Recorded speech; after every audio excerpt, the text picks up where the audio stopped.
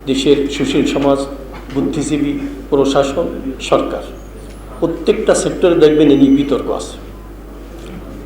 কেউ এটাকে ভালো মনে করে, যারা পাশ্চাত্য সেই আদর্শ অনুকরণ করতে চায়, পাশ্চাত্যের আদর্শের ভিত্তিতে পরিবার পরিজন চালাতে চায়, তারা কিন্তু এটাকে পছন্দ করে। আমাদের যে বুদ্ধিজীবী যারা, তারও কিন্তু দুইটা ভাগ হয়ে গেছে।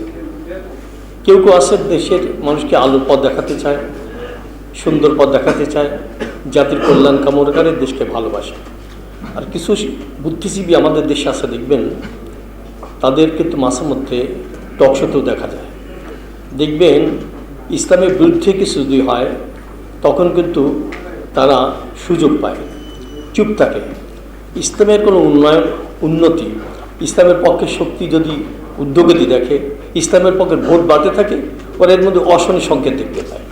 এই জন্যে ওরা কিন্তু দেশের সবচেয়ে বড় গজব। এরা চেষ্টা করে তাদের কিছু ওই বুদ্ধি বেচাকেনা করে জীবিকা উপার্জন করতো, এই জীবিকার পরিমাণ বাড়ানোর জন্যেই সবসময় কিন্তু ইসলামের বিরুদ্ধে তারা অবস্থান নেয়। সবচেয়ে বড় গজব হলো এদেশের শিক্ষা ব্যবস্থাকে তারা যেভাবে সাজানোর চেষ্টা করেছে, বিদেশিদের ইশারায় তারা বাস্তব পদক্ষেপ নিয়েছে, কেউ প্রত্যক্ষ কেউ পরোক্ষভাবে। কী হয়েছে? তার ফলে আমরা আশঙ্কা বোধ করতেছি ভবিষ্যতে দেশের যারা প্রজন্ম, তারা ইসলাম নিয়ে ঈমান নিয়ে চলতে পারবে কিনা। এখন আমাদের করণীয় কি?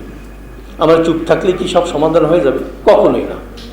আমরা সংখ্যায় যাই হই না কেন, এই ছাত্র অভিভাবক, তারপর হলো যারা শিক্ষক, বুদ্ধিজীবী, যারা অন্তর দেশকে ভালোবাসে, যারা ইসলামকে ভালোবাসে, জাতির যারা কল্যাণ কামনা করে, সবাইকে ঐক্যবদ্ধভাবে যদি আমরা এক জায়গায় আনতে পারি, আশা করি তখন ওই বাতিল যারা আছে এরা মাথা উঁচু করে দাঁড়াতে পারবে না। শুধু আমার সমস্যা হলো আমরা এক জায়গায় হতে পারি না।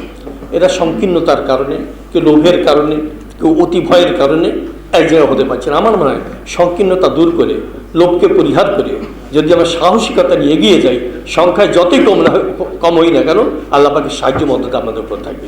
ইব্রাহিম আলাইহিস সালাম একজনই ছিলেন, একাই ছিলেন, কই বাতের বিরুদ্ধে সোচ্চার ছিলেন, তাকে তো আগুনে পোড়াতে পারে না, তাই না? রাসূলুল্লাহ সাল্লাল্লাহু আলাইহি ওয়াসাল্লাম যখন প্রথমে দাওয়াত দিয়েছে, একাই ছিলেন, কই তাকে তো ধ্বংস করতে পারে নাই, বরং যারা ধ্বংস করতে চেয়েছিল তারে ধ্বংস হয়ে গেছে। এই জন্য আমাদের ইমানি শক্তি নিয়ে সামনে বাড়তে পারলে, যার যেখানে শক্তি আছে, কারো কলমের ধার আছে, কার বক্তব্যের ধার আছে, যা আছে তাই নিয়ে যদি আমরা চেষ্টা করি, আশা করি আমাদের ভবিষ্যৎ প্রজন্ম ঈমান নিয়ে চলতে পারবে, সচ্চরিত্রতা তার সন্ধান পাবে, ভালো সভ্য জাতিতে পরিণত হবে। আমরা চেষ্টা করব, দোয়া করতে থাকবো।